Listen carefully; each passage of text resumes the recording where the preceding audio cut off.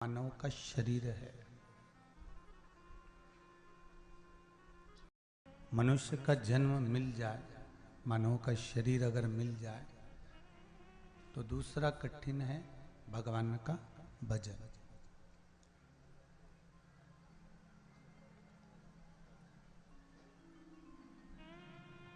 ना जाने कितनी कितनी योनियों को ना जाने कितनी कितनी योनियों को काटने के बाद में, कितने जन्मों को निकालने के बाद में ये मानव का जो शरीर मिलता है और मानव का शरीर जो प्राप्त हुआ है, इस मानव के शरीर को भगवान की भक्ति में रमाना, भगवान के स्मरण में रमाना, भगवान के भजन में रमाना बहुत कठिन है महाराज।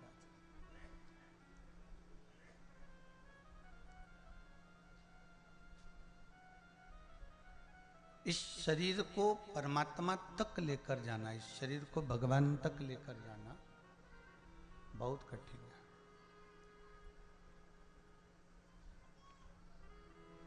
शरीर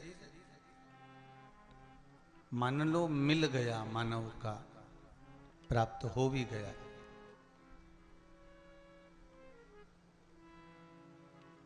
पर वो परमात्मा तक गया ही नहीं, भगवान तक पहुंचा ही नहीं। तो फिर उस शरीर का क्या मतलब? उस शरीर का कोई महत्व ही नहीं है।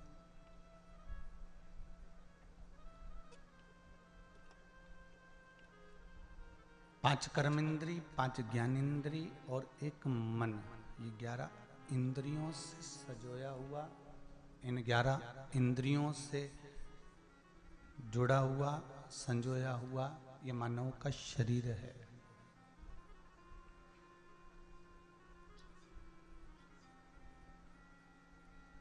और इस मानव के शरीर को परमात्मा तक लेकर जाना, इन इंद्रियों को भगवान की भक्ति में डुबो देना, एक शरीर को पाने के बाद कुछ अच्छा कर्म कर देना, यही शिव महापुराण की कथा वर्णन करती है।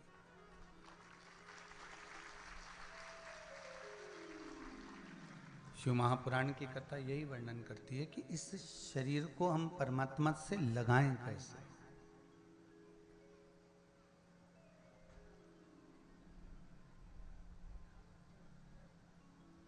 इस शरीर को हम भगवान तक लेकर कैसे जाएं।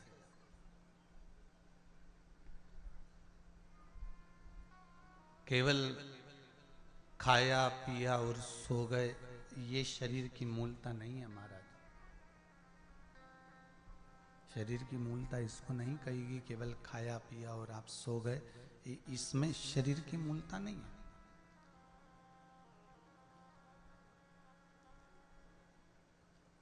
शरीर की मूलता है कि हमने जो मनुष्य का शरीर पाया है, मानव की देह प्राप्त करी है, मानव का जो शरीर मिला है, इसको भगवान की भक्ति में कैसे संजोया जाए।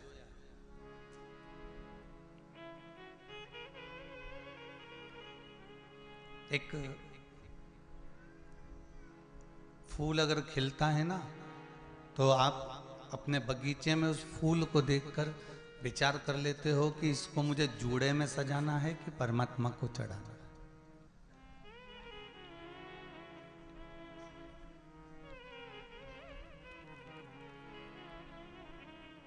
इस फूल को आप देखकर समझ जाते हैं कि इसको मुझे जूड़े में सजाना है कि इसको मुझे परमात्मा को चढ़ाना है। ये फूल, ये पुष्प जो बगीचे में लगाया गया है, जो बगीचे में निर्मित हुआ है, प्रकट हुआ है, उगाया गया है, इसको कैसे संजोना है, इसको कैसे कहाँ लेकर जाना है, इस पुष्प को कहाँ तक पहुंचाना है। उसी तरह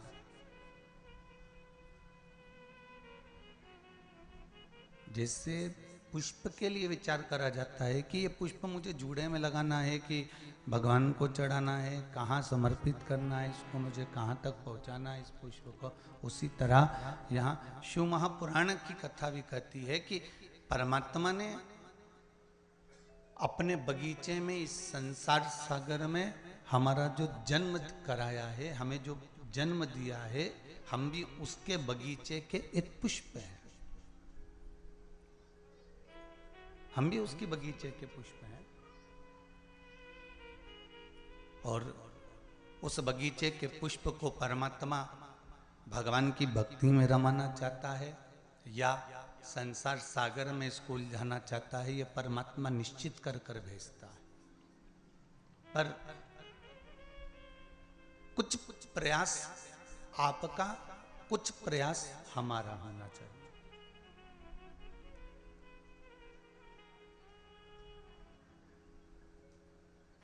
थोड़ा थोड़ा प्रयास यदि हम लोग करते हैं कि हाँ, हमारे चित्त को, हमारे मन को, हमारी वृत्ति को, हमारी सोच को हम परमात्मा तक लेकर जा रहे हैं, तो परमात्मा उसको खींचेगा।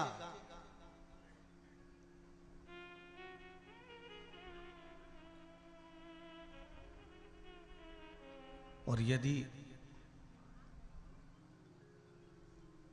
हमने सोच लिया कि ये परमात्मा को हमको देना ही नहीं है,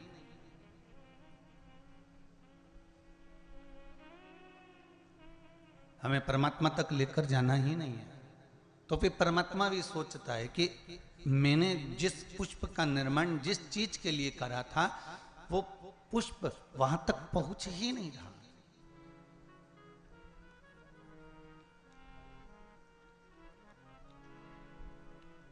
शंभु शरणे पड़ी घड़ी दो काटो दया करी दर्शन आपो। हे शिव, हे शंकर, हे त्रिकालदर्शी, हे कैलाशी, है अविनाशी, है शिव, हे करुणा करने वाले, हे दाता, हे दया करने वाले, हे उगड़दानी, हे शंभो।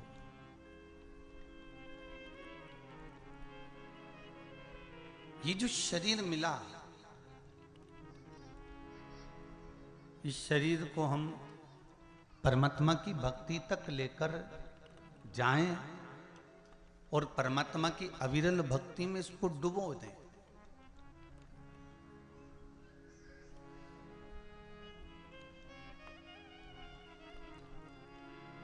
जो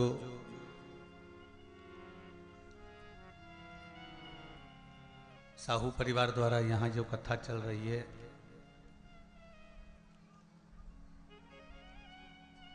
छुरिया के पास में हरकोसा में, छत्तीसगढ़ की इस पावन धरा से जो कथा श्रवण कर रहे हैं, ये शिव पंचायत, शिव महापुराण की कथा है।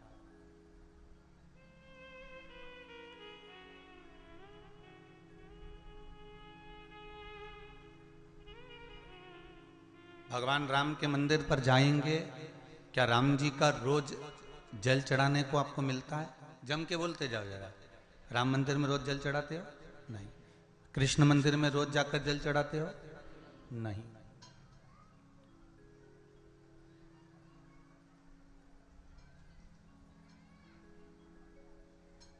किसी भी देवता के मंदिर में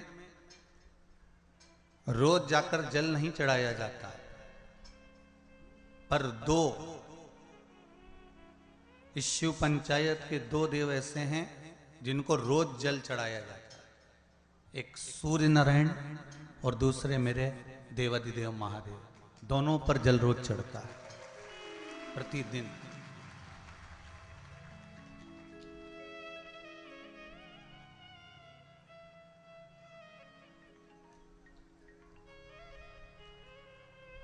शिव पंचायत में जो दो देव विराजमान हैं, ये कोई साधारण नहीं है महाराज।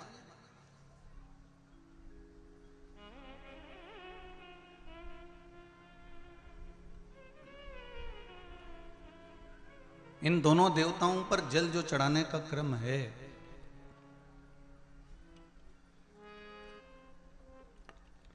और दोनों ही देव, चाहे मेरे भास्कर देव हों, सूर्य देव हों, आदित्य देव हों, चाहे मेरे देव अधिदेव महादेव हों, दोनों पे जल चढ़ाने का महत्व है। आप में से कितने लोग हैं जो सूर्य को रोज प्रतिदिन अर्घ देते हैं? जरा हाथ उठाइए। बहुत सारे हैं। धर लीजिए, बहुत बढ़िया, करना चाहिए। ये जो आज के समय में दुनिया के लोगों को जो ये बीमारियां हो रही हैं ना, कि हृदय गति रुक जाती है, कहीं अटैक आ जाता है, कहीं हार्ट काम करना बंद कर देता है, कहीं लीवर किडनी में सूजन आने लगती है, कहीं लीवर काम करना बंद कर देता है, कहीं किडनी काम करना बंद कर देती है,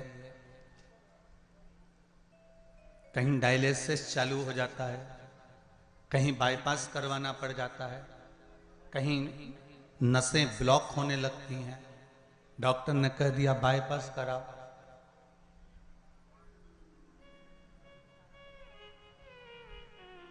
सारी बीमारियों को, सारे रोगों को समाप्त करने का यदि कोई तरीका है, कोई उपासना है, कोई नियम, कोई धर्म, कोई अनुकूल, कोई भगवत सेवा है, तो वो शंकर के शिव पंचायत में जो ये 5 देव विराजमान हैं, इनकी सही तरीके से अगर पूजन को समझ लिया जाए, इनके नियम को समझ लिया जाए, तो ऐसी कोई बीमारी नहीं जिसका इलाज नहीं है। महाराज, अगर समस्या है तो समस्या कितनी भी बड़ी से बड़ी हो, कितनी बड़ी से बड़ी हो, अगर समस्या बड़ी है तो समस्या का हल भी निश्चित है। अगर कोई रोग आया है तो उसकी दवाई है।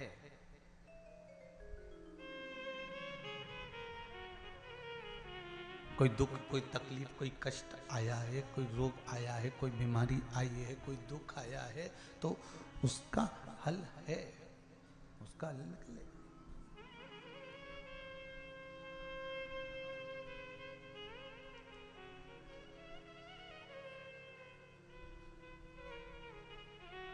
शिव पंचायत को हमें समझना है।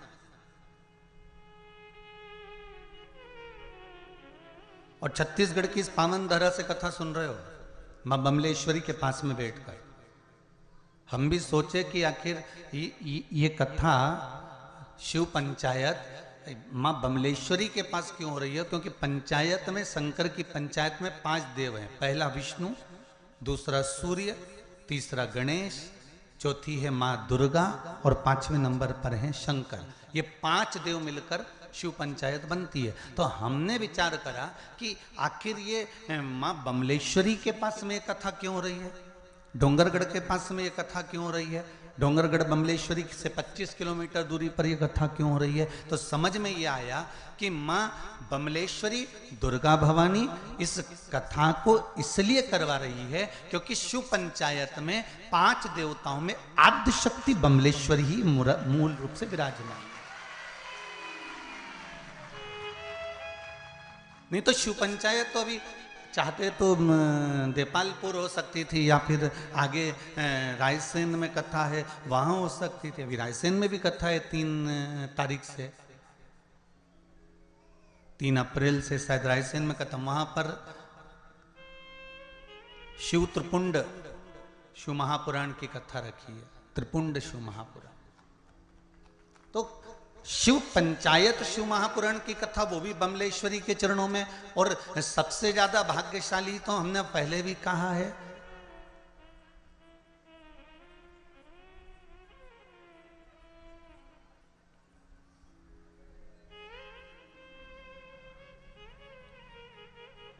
छत्तीसगढ़िया। कितनी जल्दी बोलते हो तुम लोग, सही में तैयारी में बैठे रहते हो, जैसे युद्ध के मैदान में तलवार लेके नहीं बैठे रहते, ऐसे बिल्कुल तैयारी रहती तुम्हारी है। छत्तीसगढ़िया सबले बढ़िया, बिल्कुल तैयारी में, एकदम झूठ से तुरंत तैयार, यहां बोलना है। अच्छा, जैसी कथा में तुम लोग आए हो ना, वैसी वैसी तैयारी हमारे साहू परिवार ने भी करी। साहू परिवार से हमने पूछा कि तुम्हारा छोटा सा गांव बताओ कहाँ डोंगरगढ़, कहाँ छुरिया, और छुरिया में भी प्रवेश कर कर छोटा सा गांव या हल्को सा। अब इतने से गांव में ना दुकान ना कोई होटल है कि कोई भगत आए तो कहाँ रुके, कहाँ भोजन करे। तो साहू जी बोले गुरुजी चिंता ना करो, हमने पूरी व्यवस्था भोलेनाथ जी की कृपा से कर दी। हमने क्या कर दी है? कहीं अगर रात कोई रुकेगा तो उसकी भोजन की व्यवस्था भी भगवान करेगा। भोलेनाथ जी बैठा तो है। और धन्यवाद दूंगा साहू परिवार को, बहुत बहुत धन्यवाद। बड़े से बड़ा ट्रस्ट, बड़ी से बड़ी समिति कथा करवा खिलाई जाती है, पर धन्यवाद आपको नमन करता हूं जिन्होंने रुकने वाले भक्तों के लिए रुकने की व्यवस्था और भोजन की व्यवस्था इतने लोगों की रात्रि को रुकने वालों के लिए करी। उसके लिए मैं बहुत बहुत धन्यवाद देता हूं। ये शिव ही कर सकता, कोई दूसरा नहीं कर सकता। और आज समझ में आ रहा है कि मां कर्माबाई जगन्नाथ को खिलाती थी आवाज देकर। तो आज तुम भी कर्माबाई के छोरा हो। जितनी साहू समाज है ये कर्माबाई के वंश के अंतर्गत आते हैं। आज मां कर्माबाई को गौरवान्वित करा है संपूर्ण साहू समाज ने। संपूर्ण साहू समाज ने आज कर्माबाई को गौरवान्वित कर दिया कि आए हुए इन भक्तों में जगन्नाथ ही तो है, आए हुए इन भक्तों में भगवान ही तो है। कथा करवाने वाला शिव, कथा करने वाला शिव और कथा सुनने वाला शिव, इसके सिवाय है कौन? सब शंकर ही तो है। शिव ओघड़ी ही तो विराजमान है, शंकर ही तो।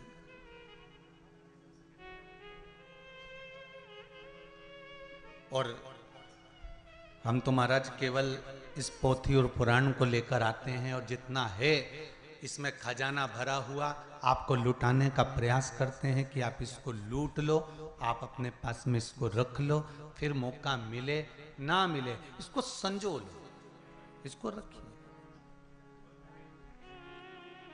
इसलिए कहते हैं ना राम नाम के महाराज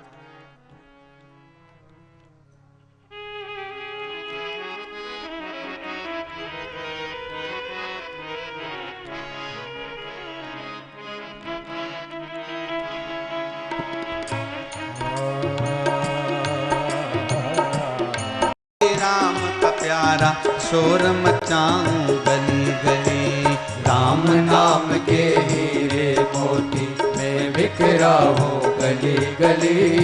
ले लो रे कोई राम का प्याला शोर मचाओ गली गली। जो हो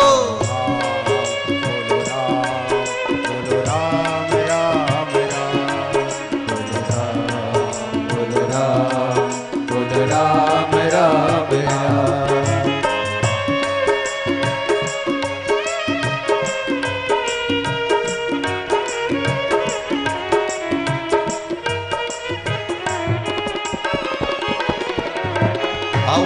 प्रेम से आनंद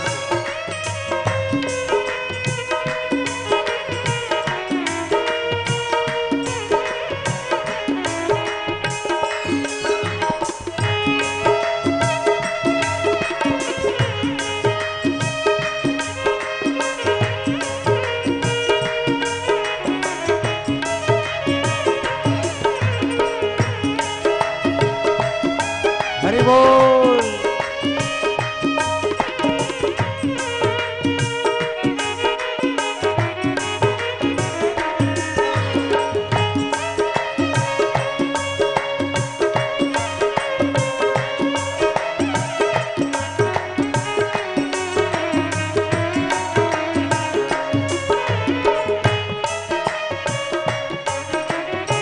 दौलत के दीवानों सुन लो एक दिन ऐसा आएगा। ओ दौलत के दीवानों सुन लो एक दिन ऐसा आएगा। ओ दौलत के दीवानों सुन लो एक दिन ऐसा आएगा। दौलत के दीवानों सुन लो एक दिन ऐसा आएगा। दौलत और माल खजाना यही धरा रह जाएगा।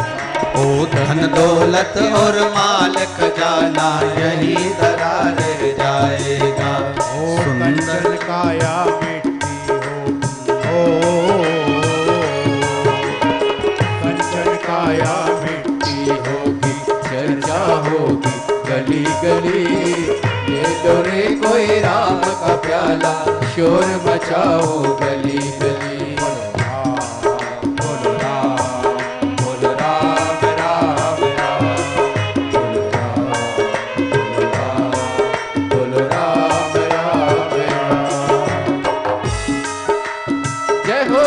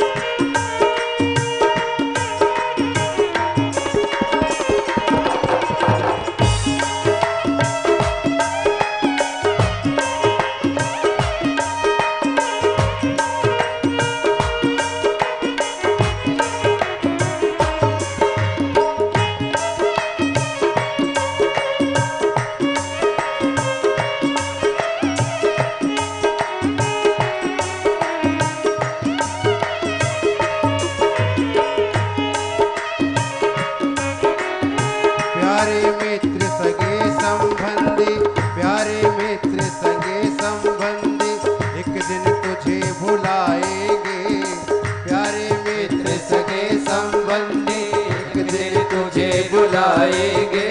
कल तक अपना जो कहते थे अग्नि तुझे सुनाएंगे। कल तक अपना जो कहते अग्नि पर तुझे सुनाएंगे। जगत पसारा ऐसा हो, जगत सपाया ऐसा होगा, चर्चा होगी गली गली। ले लो रे कोई राम का प्याला, शोर मचाओ गली गली। बोलो राम, बोलो राम, बोलो राम, राम राम, बोलो राम, बोलो राम, बोलो राम, राम राम।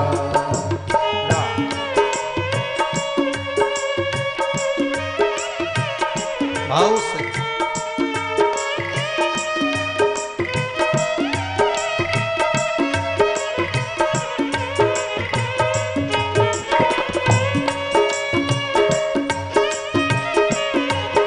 शंभो।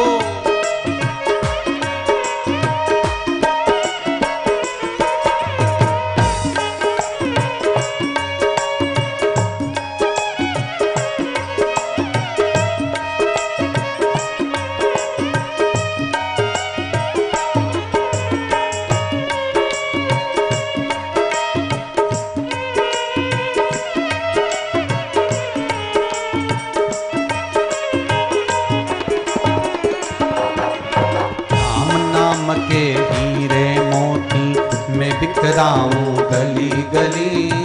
ले लो रे कोई राम का प्यारा, शोर मचाऊं गली गली। ले लो रे कोई राम का प्यारा, शोर मचाऊं गली गली। ले लो रे कोई राम का प्यारा, शोर मचाऊं गली गली। ले लो रे कोई राम का प्यारा, शोर मचाओ गली।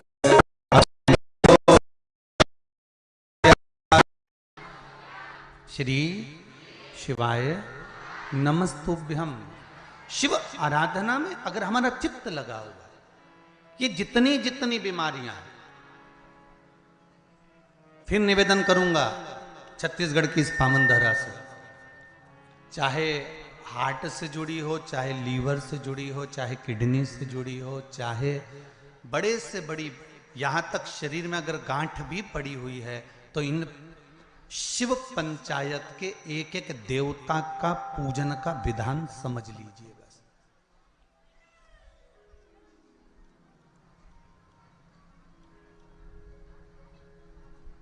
एक एक देवता का हमें विधान समझना। शिव परिवार का मंदिर आपके गांव में भी होगा, है? शिवलिंग, गणेश जी, कार्तिकेय, पार्वती जी, नंदीश्वर, ये सब अपने गांव में भी रहता, अपने गांव में भी है, ठीक है।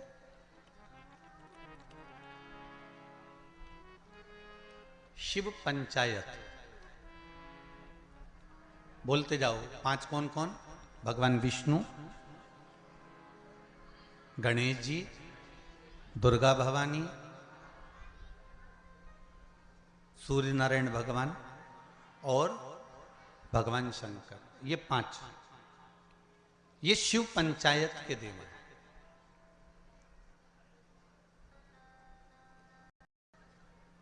कहते हैं पंच तत्व से मिलकर ये मनुष्य का शरीर बना हुआ है। पंच तत्व से मिलकर ये ब्रह्मांड बना हुआ है।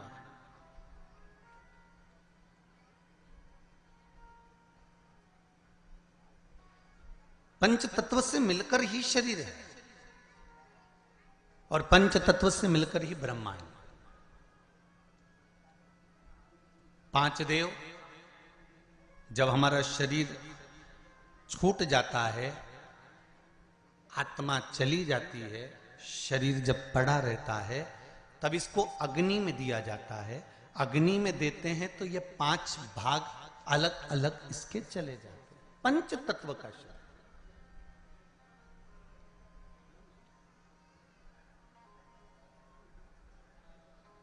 ब्रह्मांड में सबसे ज्यादा क्या चीज है? पृथ्वी की पानी। अगर आप नेट पर सर्च करेंगे, निकालेंगे, करेंगे, कहीं सुना होगा तो सबसे ज्यादा है जल। शरीर में भी सबसे ज्यादा क्या है? अरे जम के तो बोलो, जल। सबसे ज्यादा जल। पंच तत्व के 5 देव शिव पंचायत में है। पहले नंबर पर है गणेश, जो जल के देव हैं। काय के देव हैं? जल के। शरीर में भी अगर जल है तो उसके देव श्री गणेश जी महाराज हैं, और मृत्यु लोक में भी अगर जल है तो उसके देव श्री गणेश जी महाराज।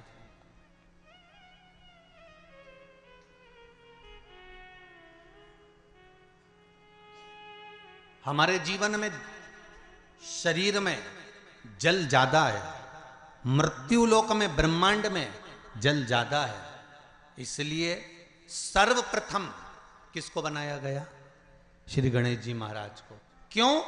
क्योंकि ये जल के देव हैं। जिसकी संख्या ज्यादा हो, शरीर में पंच तत्वों में जल की मात्रा ज्यादा है, इसलिए गणेश को प्रधान बनाया गया।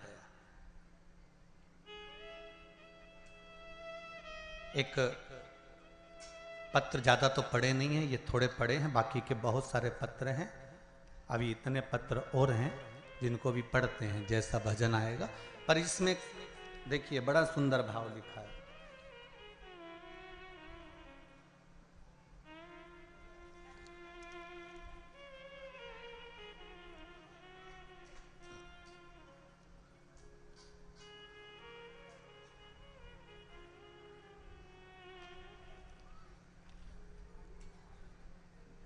रानू गोस्वामी पाटन जिला दुर्ग से हैं।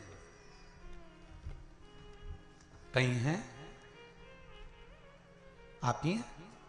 जरा दोनों हाथ हिला दो एक बार। हर हर महादेव। दीदी आपने पत्र लिखा है,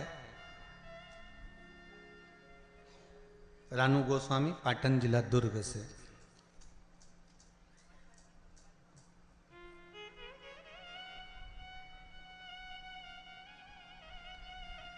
पत्र में लिखा है रानू जी गोस्वामी ने, मैं ग्राम पाटन की रहने वाली हूँ, जिला दुर्ग की रहने वाली हूँ।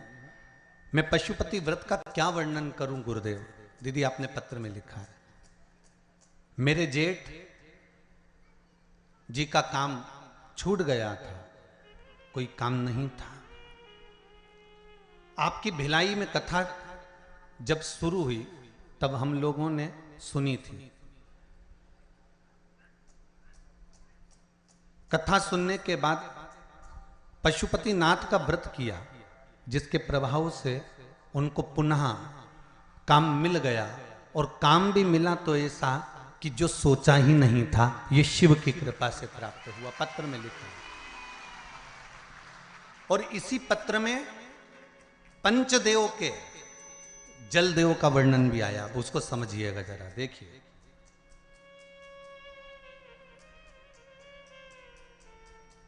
गुरुदेव,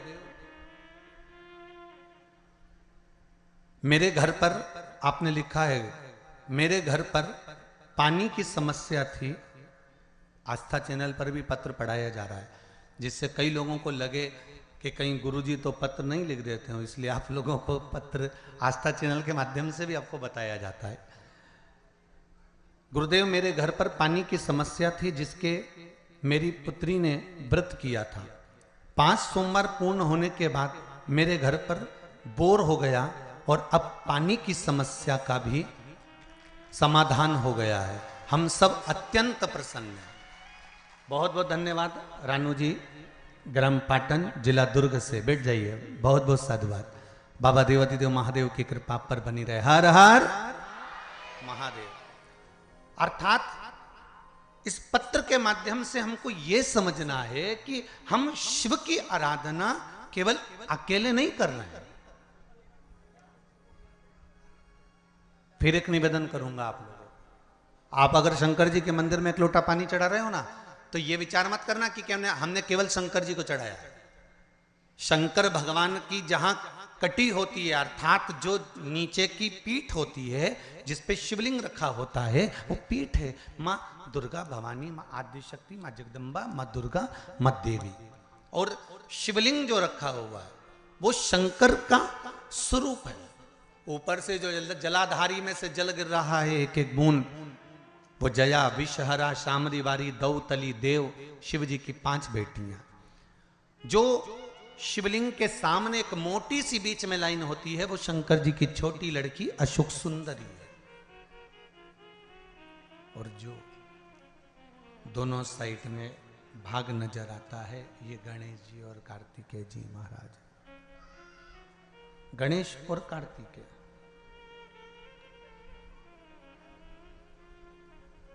जहां से जल निकलकर बाहर जाता है, मंदिर के बाहर की ओर जाता है, वहां और शिवलिंग के पास में 33 कवटी देवताओं का स्थान होता है। आप जिस कामना से पशुपति व्रत करते हैं,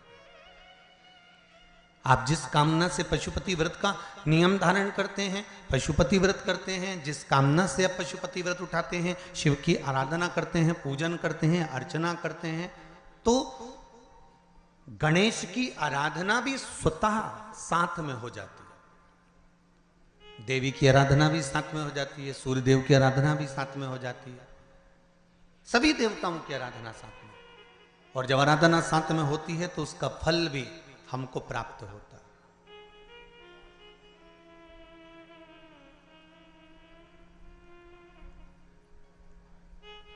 उसका फल भी हमको मिलता है। जैसे शिव पंचायत का पूजन कर कर, एक कलश में जल भरकर,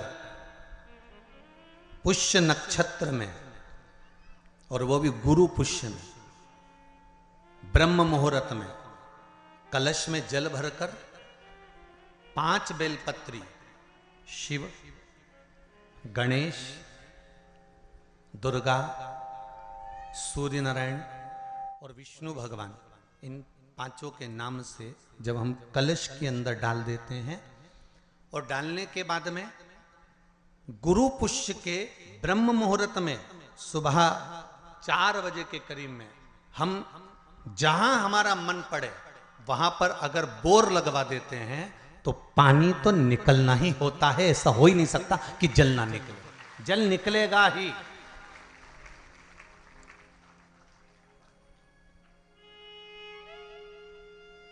बस जो 5 देव के नाम से अपने 5 बेलपत्री जल के पात्र में रखी, वो कलश जहां बोरिंग हो रहा है उस स्थान पर रखा होना चाहिए, जहां बोरिंग हो रहा है उसके पास में रखा होना चाहिए। कब तक? जब तक वो जल ना निकले, और निकलेगा। पर ब्रह्म मुहूर्त में ही गुरु पुष्य के दिन उसका जल खनन होना चाहिए महाराज। भूमि में से जल के लिए प्रयास होना चाहिए। पंचदेव फिर ध्यान दे लेना। 5 देव कौन से? शिव पंचायत के। क्योंकि देवता होने भी जब यज्ञ के लिए जाते हैं, देवता जब अनुष्ठान के लिए जाते हैं, देवता जब युद्ध के लिए जाते हैं, देवता जब किसी कार्य के लिए जाते हैं, और जब कार्य के लिए पहुंचते हैं, जब देवता कार्य के लिए जा रहे हैं और लगता है कि ये कार्य पूर्ण नहीं होगा, ये कार्य सफल नहीं हो पाएगा, हम जिस कार्य के लिए निकले हैं इस कार्य में कहीं ना कहीं अड़चन उत्पन्न होने वाली होती है, तो सारे देवता उठकर भगवान शंकर के पास जाते हैं और शिव की पंचायत को लगाते हैं। शिव पंचायत में जैसे ही कोई बात सम्मुख में आकर खड़ी हो जाती है, शिव पंचायत में जैसे ही कोई बात सामने लाकर रख दी जाती है, मात्र कुछ ही क्षण में शंकर भगवान की पंचायत उसको समाप्त कर देती है और कार्य सफल कर देती है। शिव पंचायत का बल बड़ा प्रबल है। अब एक बात और ध्यान दीजिए। कई लोगों के मन में आता है, गुरुजी शिव परिवार के मंदिर जाता होते हैं तो शिव पंचायत के मंदिर क्यों नहीं बनते?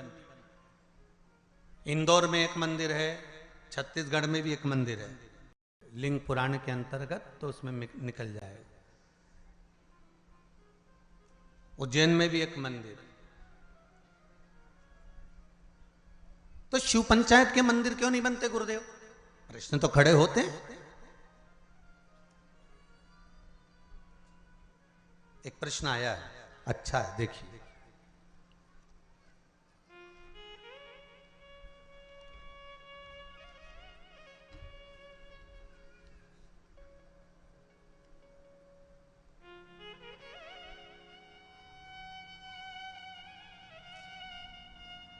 पायल चावड़ा कहीं बैठी हैं? आप ही हैं? दोनों हाथ हिला दो एक बार। हर हर महादेव। सुंदर प्रश्न करा है बेटा आपने। मां, बहुत अच्छा प्रश्न है। शिवजी, गुरुदेव आपसे पूछना है, शिवजी आदि और अंत कुछ नहीं है तो उनकी उत्पत्ति भी नहीं हुई है, तो छिपरा मैया उनकी बहन कैसे हुई? कृपया कथा बताएं। बहुत सुंदर प्रश्न है भाई, जोरदार ताली बजाओ। बैठो दीदी बैठो, बहुत सुंदर प्रश्न के लिए बहुत बहुत धन्यवाद। ऐसे प्रश्न अगर उपजे ना, लोग फालतू के प्रश्न करें ना तो वो आनंद ना आए, और जो प्रश्न काम के हैं ना, ऐसे प्रश्न अगर आए ना तो कथा का भी आनंद बढ़ जाए, कथा का भी एक रोचकता बढ़ती है इन प्रश्नों के माध्यम से। अब आपने लिखा है कि शिव की उत्पत्ति या अंत है ही नहीं, अजन्मा है शंकर। सारे वेद पुराण शास्त्र जो तुमको पढ़ना है पढ़ लो, जो तुमको उठाना है उठा लो, सबके जन्म का प्रसंग मिलेगा, शिव के जन्म का नहीं। हां, विष्णु पुराण में शिव के जन्म का एक प्रसंग छोटा सा ब्रह्मा जी के द्वारा प्रकट होने का लिखा है।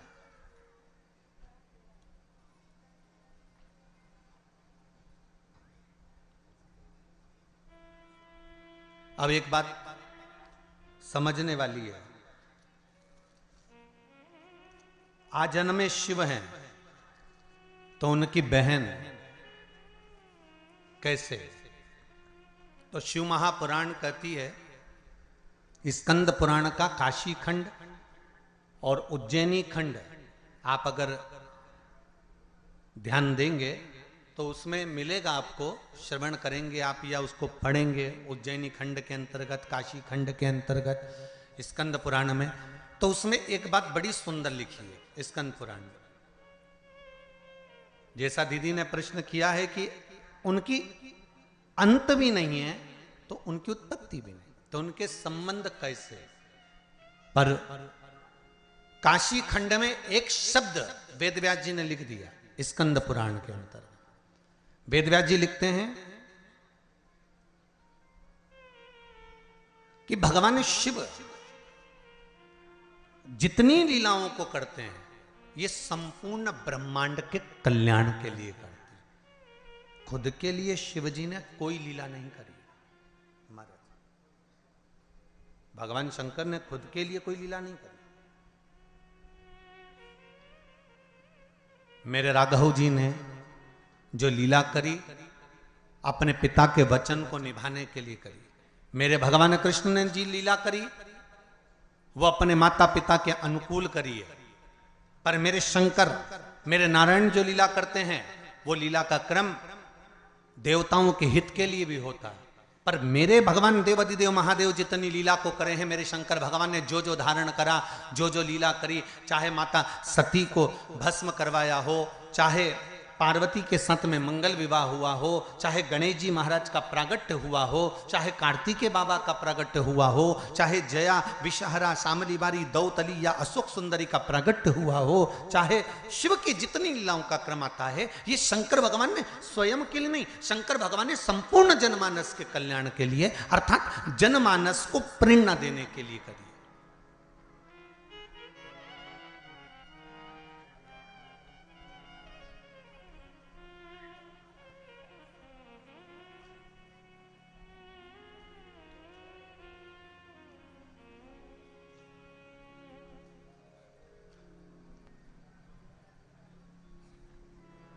पार्वती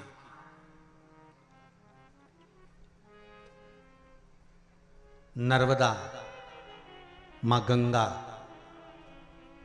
क्षिप्रा, सरयू, मंदाकिनी, गोदावरी, कृष्णा, भारत की भूमि की जितनी पवित्र नदियां हैं, भारत की भूमि की जितनी पवित्र नदियों का उद्गम है,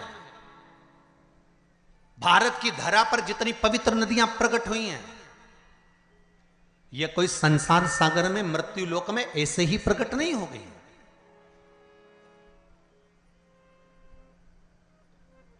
देव अधिदेव महादेव के पास में बारंबार सारी नदियों के लिए प्रागट्य के लिए निवेदन किया गया, पंचायत में यह सिद्ध किया गया, तब जाकर इन नदियों को प्रकट किया गया। और एक बात अपने जीवन में उतार कर रखना, जितनी पवित्र नदियों में आप स्नान के लिए जाओ, जितनी पवित्र नदियों में आप स्नान करने के लिए जाओ, आपसे करबद्ध हाथ जोड़कर निवेदन है कि उन नदियों की पवित्रता पर कभी दाग लगाकर मत आना। परंतु आप और हमने सारी पवित्र नदियों को गंदा कर कर रखा, सारी पवित्र नदियां।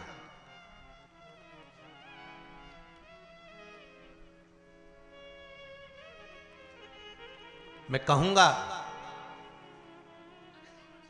यमुना के घाट पर बसा है दिल्ली। दिल्ली काहे पर बसा हुआ है? यमुना के घाट पर बसा हुआ है। आगरा यमुना के घाट पर बसा हुआ है। मथुरा और वृंदावन यमुना के घाट पर बसा हुआ है। बड़े बड़े तीर्थ मां नर्मदा के घाट पर बसे हुए हैं। बड़े बड़े तीर्थ मां गंगा के घाट पर बसे हुए हैं। बड़े बड़े तीर्थ मां कृष्णा के घाट पर बसे हुए, गोदावरी के घाट पर बसे हुए हैं। ये पवित्र पवित्र नदियां जिनको देवता स्वयं अपने लोक से लेकर मृत्यु लोक में आए हैं। एक भी नदी इस भूमंडल पर नहीं थी, परंतु कहीं शंकर भगवान ने कहा, कहीं देवी ने कहा, कहीं सूर्य ने कहा, कहीं किसी ने कहा, सबने कहीं ना कहीं इनकी आराधना करी है और इनको मृत्यु लोक पर लाने के लिए अथक प्रयास करा, अथक प्रयास। अगर आप शिव पंचायत की कथा को सुन रहे हो तो अपने जीवन में एक बात उतार कर रखना कि शिव पंचायत में एक एक नदियों के उद्गम की कथा का वर्णन है महाराज। और सारे देवताओं ने घोर तप कर कर, घोर घोर तप कर कर इन नदियों को पृथ्वी पर लेकर आए। भूमंडल पर लेकर आए। और नदियां जब भूमंडल पर आ गई, जरा विचार करिए, हजारों हजार वर्ष तक ऋषियों ने, संतों ने, साधुओं ने, देवताओं ने तप साधना करी, तब ये नदियां पृथ्वी पर आई। और पृथ्वी पर आने के बाद ये नदियां इतनी पवित्र रही। और आज उन संतों लोग तो इन नदियों को लेकर आ गए, और हम क्या कर रहे हैं? इन नदियों को ओझल करते जा रहे हैं, इन नदियों को छुपाते जा रहे हैं, इन नदियों पे मकान बनाते जा रहे हैं। कहीं गंदा पानी, कहीं नालों का पानी, कहीं गंदगी, सब इन पवित्र नदियों में भेजते जा रहे हैं। और विचार कर रहे हैं कि यमुना मैया हमें तार देगी, विचार कर रहे हैं गंगा मैया हमें तार देगी, विचार कर रहे हैं नर्मदा मैया हमें तार देगी, क्षिप्रा मैया तार देगी। तो कैसे तारेगी?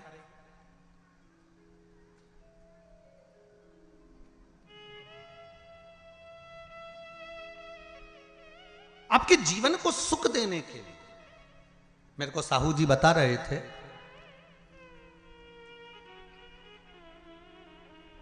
श्री दिनेश जी कह रहे थे कल गाड़ी में, कहे गुरुजी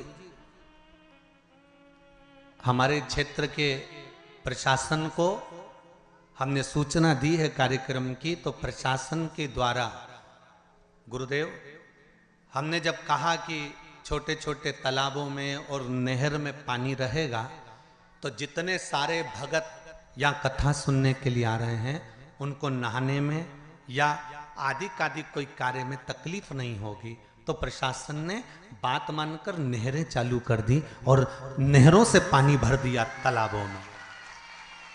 मैं धन्यवाद दूंगा यहाँ के प्रशासन को।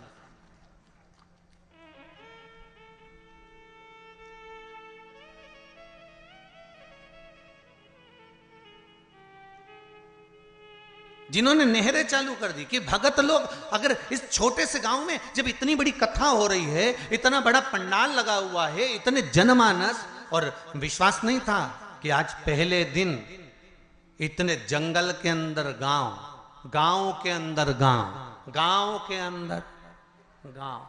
हम भी गाड़ी में पूछते रहे इनसे कि हम सीहोर से चले भोपाल, भोपाल से उतरे कौन सा गढ़, डोंगरगढ़, माँ भमलेश्वरी के दरबार, और डोंगरगढ़ से फिर चले तो निकलते निकलते निकलते निकलते महाराज छुरिया है। अब हम समझे कि छुरिया ही हलकोसा होगा, हलकोसा ही छुरिया होगा।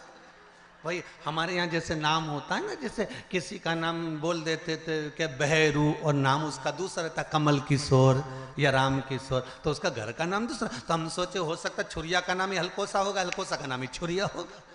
पर यहाँ आते आते मालूम पड़ा कि डोंगरगढ़ से निकले, फिर यहाँ से निकलते निकलते निकलते निकलते आगे पहुँचे तो मालूम पड़ा वहाँ से छुरिया तो उधर निकल गया, हलकोसा इधर निकल गया। अब हलकोसा भी आते आते आते आते ये पास के गांव के लोग वो गाड़ियों को उधर घुमा के ले गए। तो हमने, मैं स्कूल के बाहर पढ़ा तो दूसरा गांव था, तो हमने जजमान से फिर पूछा क्यों जी अभी हलकोसा नहीं आया, बस 2 किलोमीटर दूर है। हमने कहा तुम कहते कहते तो 25 लिया है।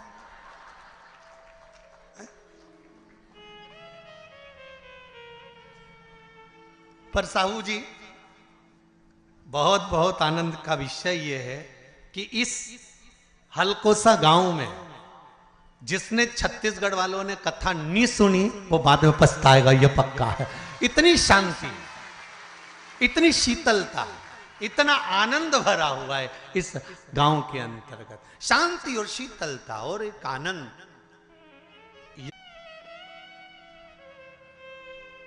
वो सुख है।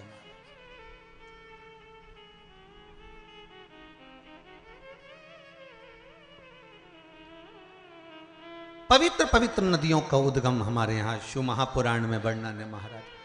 तो मेरा निवेदन है जितना सबका ध्यान रखा जाए उतना ध्यान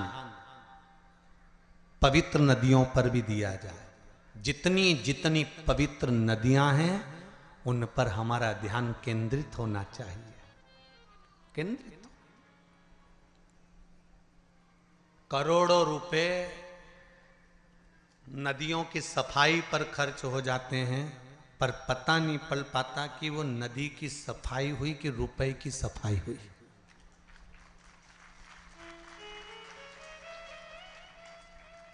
पवित्र नदियां,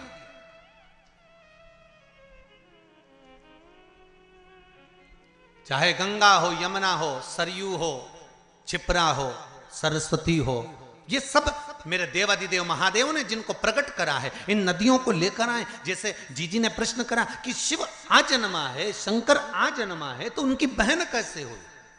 शिव महापुराण की कथा कहती है कि भगवान शंकर को एक दूषण नाम के राक्षस का संहार करना था, जो ब्राह्मण के बच्चों का रक्त निचोड़कर पी रहा था। तो शिव लीला करने के लिए एक नदी को प्रकट करना चाहते हैं।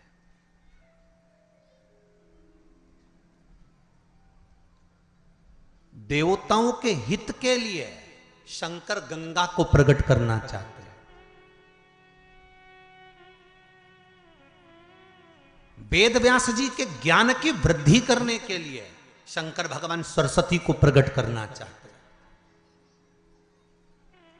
संसार में बहुत गरीब से गरीब भी लोग रहेंगे जो अपने घर में शंकर की मूर्ति अगर रखेंगे तो उनके पास यज्ञ करने का पैसा भी नहीं होगा, हवन करने का धन भी नहीं होगा।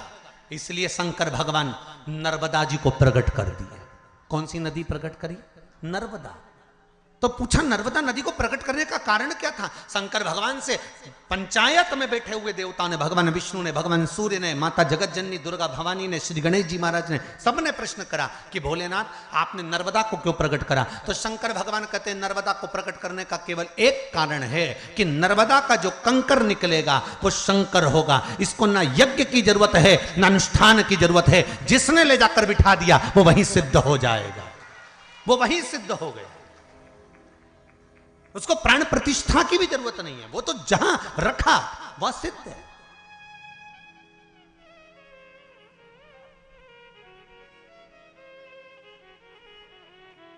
मेरा भोला शिव शंकर ओघड़दानी दयालु दातार संपूर्ण विश्व के कल्याण के लिए लीला करता है। इसलिए नर्मदा का कंकर शंकर कर दिया।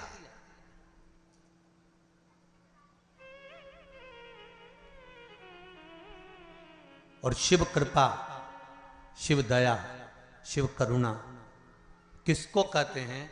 कि जहां शंकर की कथा होती है, शंकर का स्मरण होता है, शंकर का भजन होता है, वह भूमि भी, कंकर भी शंकर हो जाता है। और कुछ दिन के लिए, 7 दिन के लिए तो हलकोसा की ये पावन धरा भी, कंकर भी शंकर। एक कंकर शंकर का भी पत्र अच्छा आया, देखिए।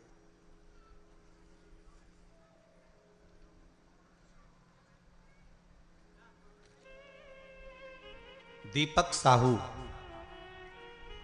रूवा, रूवा लिखा है, रवा लिखा है, देख लेना है, रूवा, हाँ, जिला दुर्ग, छत्तीसगढ़। आप तो पास में ही हैं, जरा माइक पहुंचाइए, कॉर्डलेस दीजिए।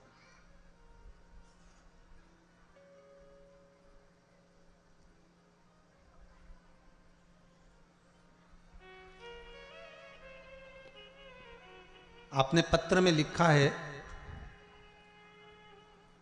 गुरुदेव रुद्राक्ष महोत्सव चल रहा था कुबेरेश्वर धाम पर,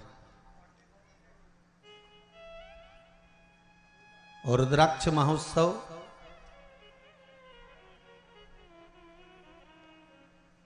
जब कुबेरेश्वर धाम पर चल रहा था तब हम लोगों ने टिकट करवा रखे थे। 10 लोगों के सबके टिकट हुए और सबने टिकट करवाए। गुरुदेव सबके टिकट कैंसिल भी हो गए क्योंकि आपने व्यासपीठ से सबको आने के लिए मना कर दिया था। सही है? श्री शिवाय नमस्तुभ्यं। श्री शिवाय नमस्तुभ्यं गुरुजी। कहाँ से हैं बाबू आप? ग्राम रुदा, जिला दुर्ग। कहाँ है ये? दुर्ग के पास, दुर्ग से 30 दुर्ग छत्तीसगढ़ से। जी जी, क्या कृपा करी बाबा ने? जी, जैसे ही मैं कुबेरेश्वर धाम से आया, मेरा काम पेंटिंग का काम करता हूँ। आपका टिकट कैंसिल नहीं हुआ था क्या? हो गया था। हो गया? नहीं हुआ था टिकट। मैं टिकट कैंसिल करने के लिए स्टेशन गया, जहाँ से टिकट कैंसिल करवाया वहाँ गया, बिलासपुर। आवाज बढ़ाइए बाबू। हाँ, मैंने टिकट कैंसिल करने के लिए स्टेशन गया और जहाँ से करवाया वहाँ गया, वहाँ से भी नहीं हुआ तो बिलासपुर फ़ोन लगाया।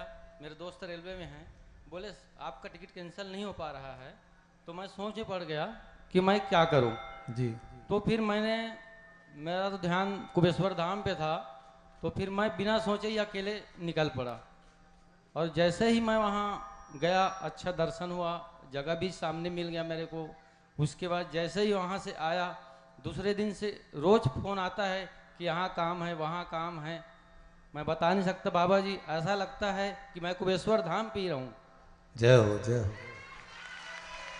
आपने एक लाइन बड़ी सुंदर लिखी है। मैं एक बात सबको बोलना चाहता हूं कि एक बार कुबेरेश्वर धाम जरूर जाएं। ये आपने लिखा है पत्र में, मतलब कुबेरेश्वर बाबा ने आपको दिया ना। बस श्री शिवाय नमस्तोभ्यम। बैठिए, बहुत बहुत साधुवाद। शिव कृपा ही ऐसी है। अब जहां जैसे लिखा है इन्होंने, दीपक जी साहू ने, कि गुरुदेव सबके टिकट कैंसिल हो गए, मेरा नहीं हुआ। मतलब कहीं ना कहीं बाबा को बुलाना था।